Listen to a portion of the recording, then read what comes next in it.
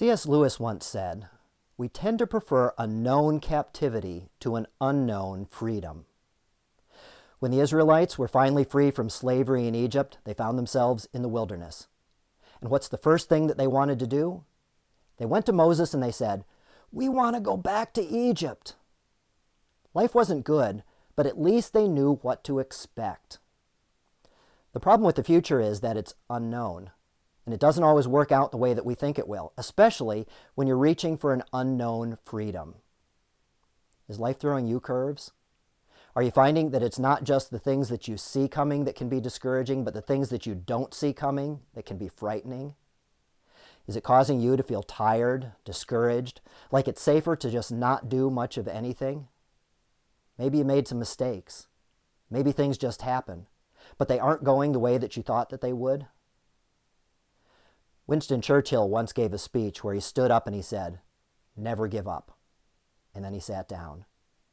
He stood up again. "What do you say after a message like that?" And he said, "Never give up." And then he sat back down. One more time he stood up and he said, "Never give up." And then he sat back down.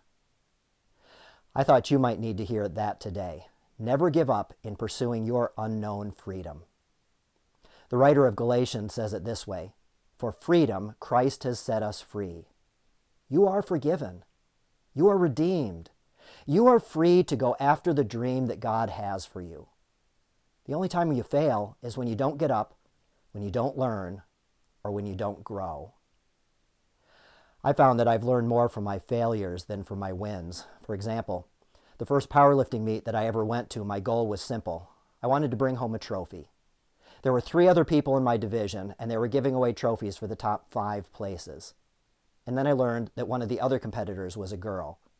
I figured I ought to be able to at least place in the top 3.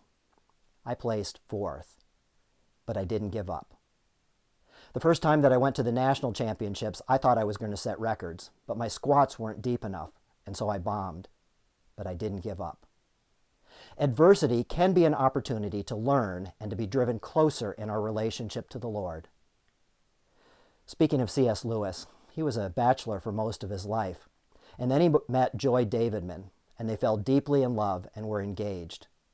But before their wedding, she was found to be in the last stages of terminal cancer. They decided to go ahead with the wedding, and all of London prayed for a miracle. Then she passed. C.S. Lewis became terribly depressed. In one of his first interviews after that, he was asked, "What do you think of prayer now that you didn't get what you prayed for?" And he said, "Oh, but I got what you always get when you pray. I got more of God." Never give up in your quest to discover your unknown freedom. This is our Wednesday, September 22nd edition of a video series we call Stronger Faith. And it's also my wife's birthday, so if you happen to see her, wish her a happy birthday. Stay safe and be well.